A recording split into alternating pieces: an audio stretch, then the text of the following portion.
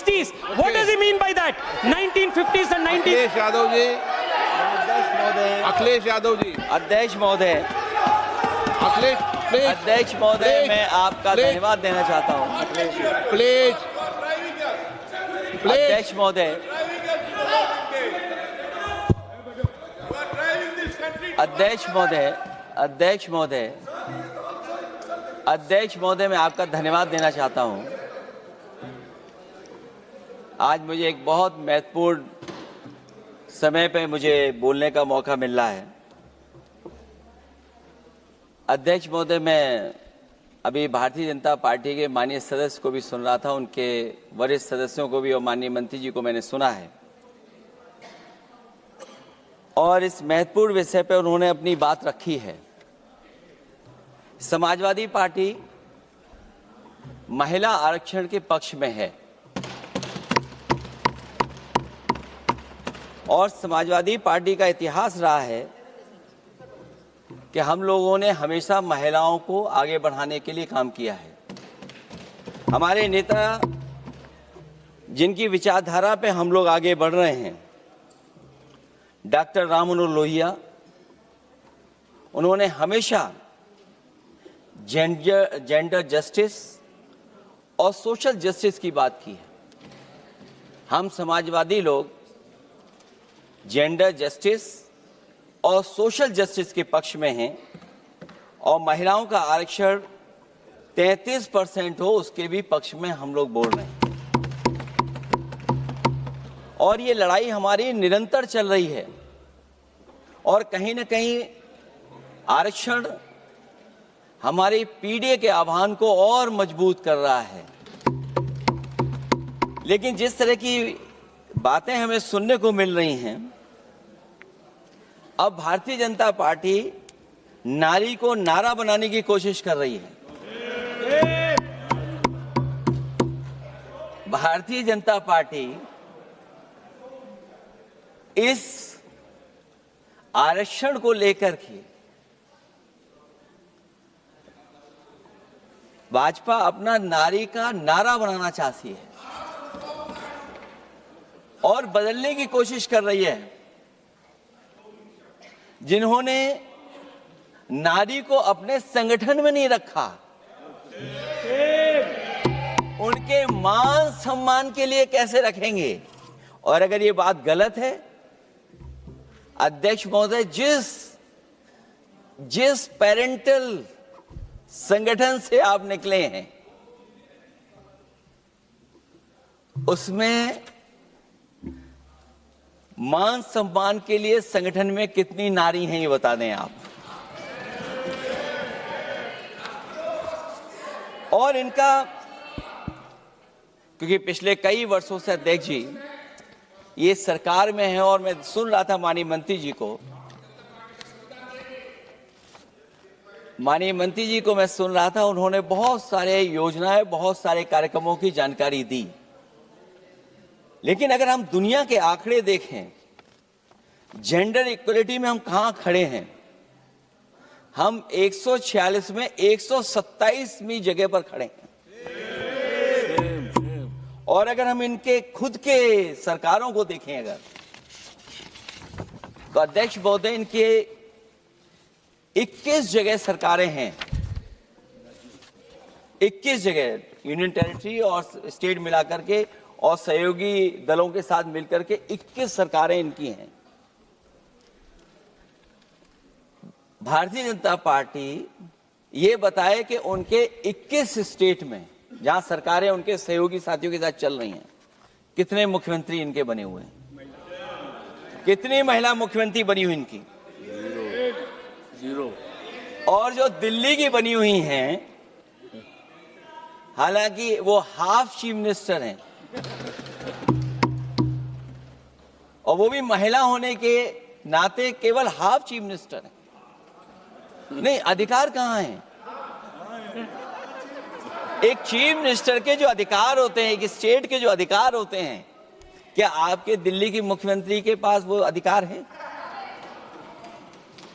और फिर जो अभी तक जो सबसे बड़ी पार्टी है, जो सबसे बड़ी पार्टी अपने आप को कहते हैं, पूरे देश में जितने भी इनके विधायक चुने गए हैं, आप बताओ आपकी संख्या क्या है? 10% से ऊपर नहीं जा पा रहे हैं आप? क्या 10% से ऊपर हैं आप?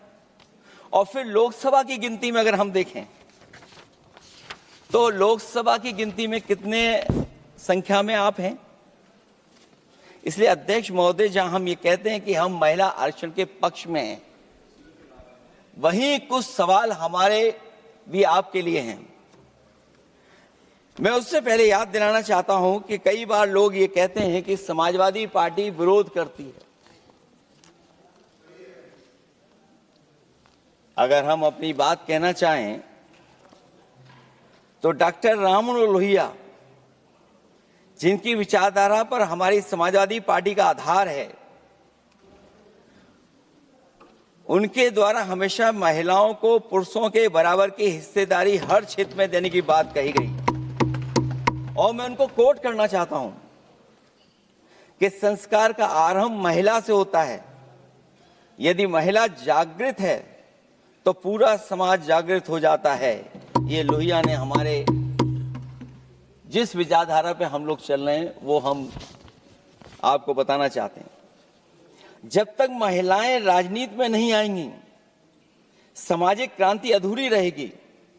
लोहिया जी ने निरंतर महिलाओं की राजनीति में महत्वपूर्ण भूमिका पर बल दिया है और समाज में वास्तविक परिवर्तन उनके योगदान से ही आ पाएगा। इसलिए मैं याद दिलाना चाहता हूं अध्यक्ष महोदय, उत्तर प्रदेश में पंचायत में सबसे पहले आरक्षण महिलाओं के लिए लागू करने का काम समाजवादी पार्टी ने किया। तो जहां महिलाओं के पक्ष में है उनके आरक्षण के, वहीं हमारा सवाल यह भी है कि जल्दीबाजी क्यों है? आखिरकार महिला आरक्षण के नाम पर जल्दीबाजी क्यों है भाजपा के अंदर? सच तो यह है कि भाजपा जनगणना को टालना चाहती है, और जनगणना को टालने का मतलब है कि जाति जनगणना को टालना चाहते हैं। और जाति जनगणना इसलिए टालना चाहते हैं क्योंकि वो आरक्षण का सवाल उठेगा। जो भाजपा, उनके संगी साथी कभी भी देना नहीं चाहते हैं आरक्षण।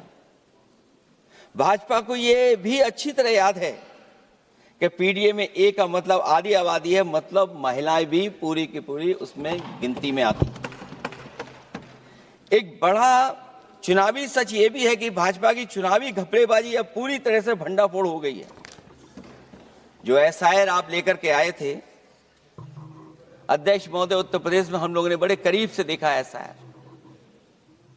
वो कहने को तो एसआईआर था, लेकिन सच्चाई में वो एनआरसी का रूप था।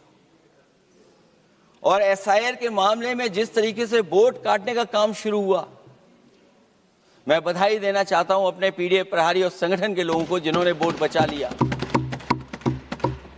जब पहली गिनती में हम लोग बचाने में कामयाब हो गए तो अध्यक्ष महोदय, भारतीय जनता पार्टी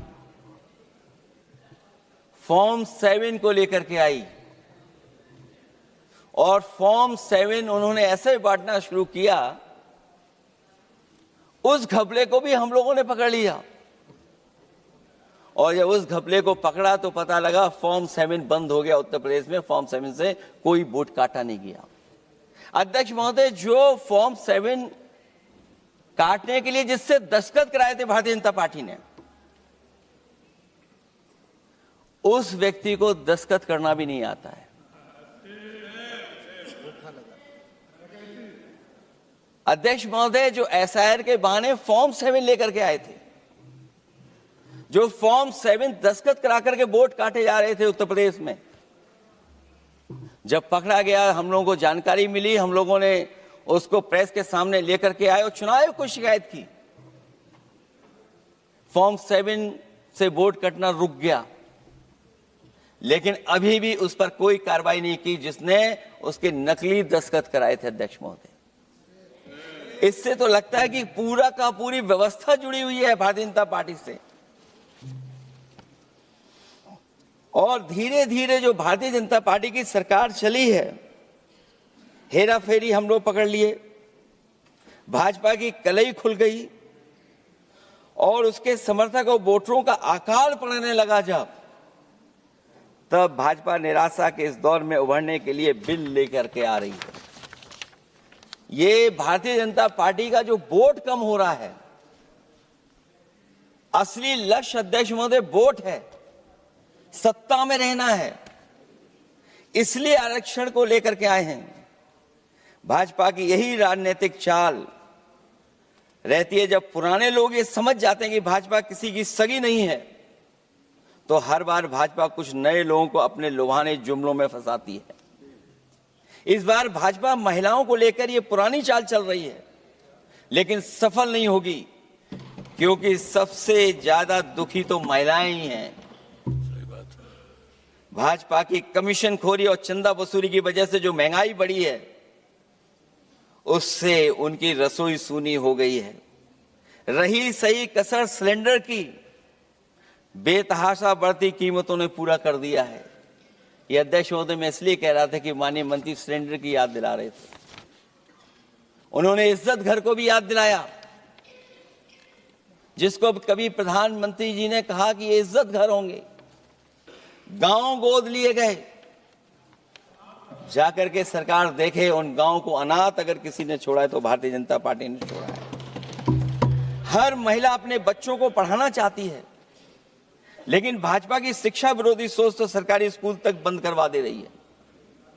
महिलाओं का दर्द क्या होता है, ये मेरठ के दुकानदारों के परिवार की महिलाओं की आंखों में आए आंसू भी बयां कर रहे हैं, और नोएडा की मजदूर और मेड के गले बयान भी कर रहे हैं। क्योंकि जब हम बहस महिला आरक्षण पे कर रहे हैं, तो हमें याद रखना चाहिए कि हमारे बिल्कुल बगल में 40,000 से ज्यादा लोग सड़कों पे मजदूर, महिलाएं सड़कों पर हैं, जहां से प्रभु श्री राम जो कभी हम लोगों ने स्क्रीन पे देखा था, वो चुन करके आए थे। वहां पर महिलाएं धरने पर बैठी हैं, और अगर ये धरने पर इसलिए बैठी हैं क्योंकि उनको न्याय नहीं मिल रहा है, भारतीय जनता पार्टी की सरकार की वजह से उनके घर उजड़ रहे हैं, महिलाएं रो रो करके न्याय मांग रही हैं, तो मैं कहना चाहता हूं अध्यक्ष महोदय सरकार से कि अगर ये बिल इतना ही सही है तो इसे मेरठ नोएडा की पारिवारिक और कामगार महिलाओं के बीच बैठकर घोषित किया जाए कि उनके लिए इसमें क्या क्या होने जा रहा है। हम महिला आरक्षण के साथ हैं, पर उस भाजपाई चालबाजी के खिलाफ हैं जो एक साजिश के तहत की जा रही है। भाजपाई और उनके संगी साथी देश की सबसे बड़ी आबादी के वर्ग मतलब पिछड़े वर्ग की महिलाओं के बारे में चुप्पी साधे बैठे हैं। ये बात अध्यक्ष जी समझ में नहीं आ रहा है, क्योंकि जब हम लोग प्रधानमंत्री जी को सुनते थे तो वो ये कहते थे कि हम पिछड़े वर्ग से आते हैं, हम आप जैसे ही हैं, पिछड़े हैं। लेकिन जब आरक्षण की बात हो रही है तो पिछड़ों की संख्या इसमें कितनी है, हमें उम्मीद है कि सरकार इस पर जरूर बात अपनी रखेगी। ये संशोधन के नाम पर जो जल्दीबाजी दिखा रहे हैं, दरअसल उसके पीछे भाजपाइयों की मंशा है कि जनगणना न करनी पड़े, क्योंकि अगर जनगणना करनी पड़ेगी तो जातिवार आंकड़े भी देने पड़ेंगे और जातिवार आरक्षण भी। ये भाजपा का एक बहुत बड़ा षड्यंत्र है, जिसमें जनगणना आधारित परसीमन को नकार कर पिछड़ों का अधिकार लूटा जा रहा है। ये लोकतंत्र के खिलाफ खुफिया लोगों की गुप्त योजना है, जो अब तक स्वीकार नहीं, जब तक प्रक्रिया के साथ हम लोग स्वीकार कभी नहीं कर सकते, जब तक इसका लागू करने का तरीका ठीक ना हो।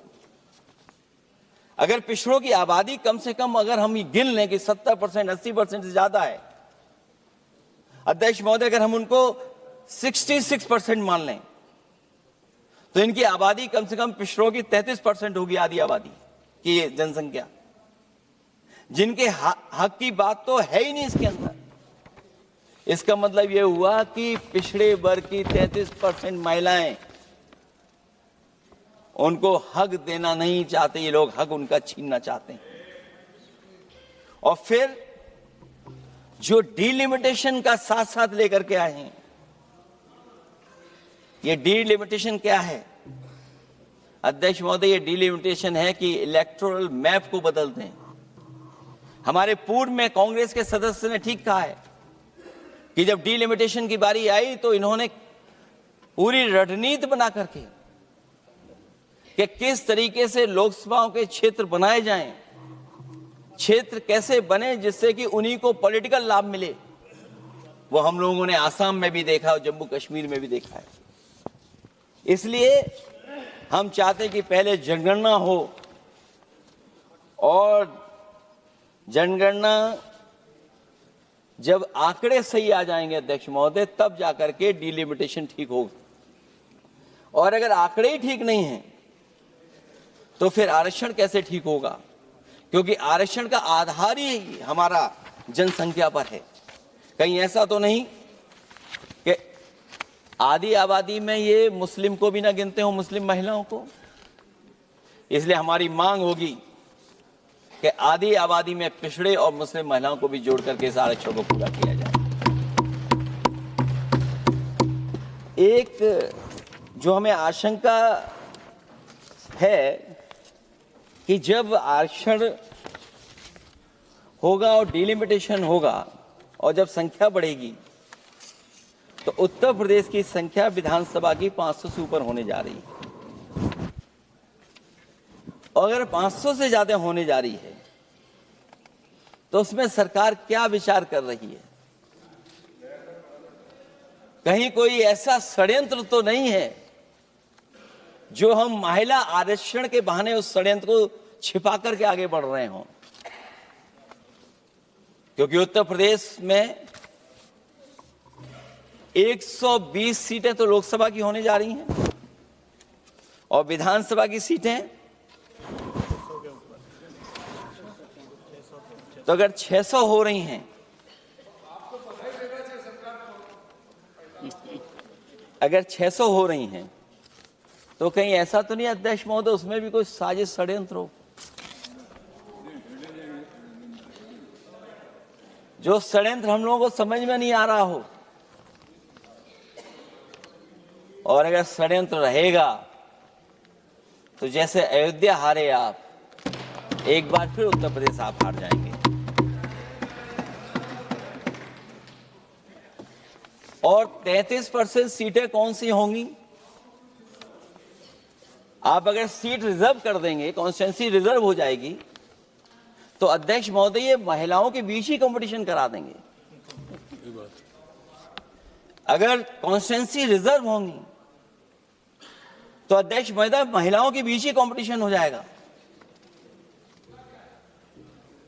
क्योंकि वो अध्यक्ष महोदय वो माननीय सदस्य कह रहे हैं कि वो तो होना चाहिए, वो सास बहू वाली तो हार गई हैं आपकी।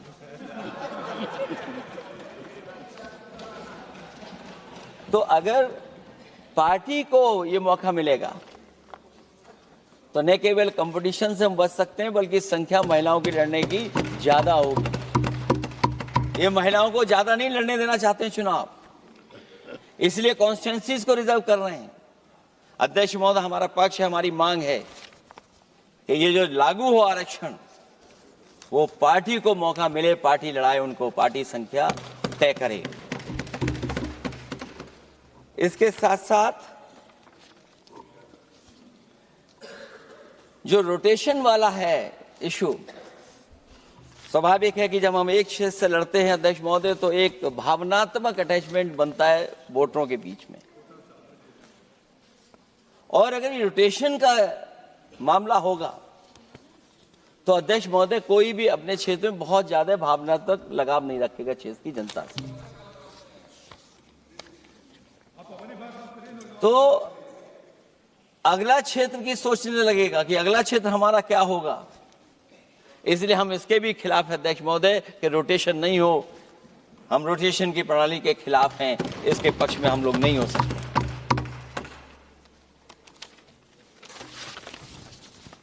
इसलिए अध्यक्ष महोदय हमारी मांग होगी कि पहले सेंसस कराए, जनगणना कराई जाए। और अगर जनगणना नहीं कर रहे हैं तो इसका मतलब धोखा दे रहे हैं। क्योंकि पुराने बिल में जो हम लोगों ने बात देखी और रखी थी उस समय वो यही था कि कि जनगणना करा करके महिला आरक्षण भी लाएगा, लेकिन ये लोग 2011 का लेकर के आ रहे हैं। इसका मतलब इनकी पूरी तैयारी है कि कौन सा लोकसभा क्षेत्र कैसा होगा। इनके गुप्त लोगों ने वो कहीं ना कहीं नक्शा बना करके रखा होगा, जिसको आरक्षण पास होते ही, बिल पास होते ही ये लागू करने की कोशिश करेंगे। और जो और सुधार होने चाहिए महिलाओं के, जो सुधार होने चाहिए, उन सुधारों पे इसमें बिल में कोई विशेष योजना या विशेष बात नहीं हो रही है। बिना उनके लिए लाभ पहुंचाए, सस्तीकरण किए, शायद हम पूरा उनको हक नहीं दे पाएंगे। मैं अध्यक्ष महोदय आपसे यही निवेदन और अपील करूंगा कि पिछड़ों को, माइनॉरिटी को, खासकर मुस्लिम महिलाओं को आरक्षण दिया जाए। जो सेंसस से ये दूर भाग रहे हैं, वो इसीलिए भाग रहे हैं क्योंकि जाति जनगणना की मांग उठेगी, और अगर जाति जनगणना की बात उठेगी तो आरक्षण की बात और उठेगी। हमें उम्मीद है कि हम लोगों की बात मान करके सरकार उस पर विचार जरूर करेगी। जब हम आरक्षण देना चाहते हैं तो बिना पिछड़ा, बिना मुसलमानों के शायद हमारा जो लक्ष्य है महिला आरक्षण का, वो पूरा नहीं होगा। इन्हीं शब्दों के साथ आप सबका बहुत बहुत धन्यवाद।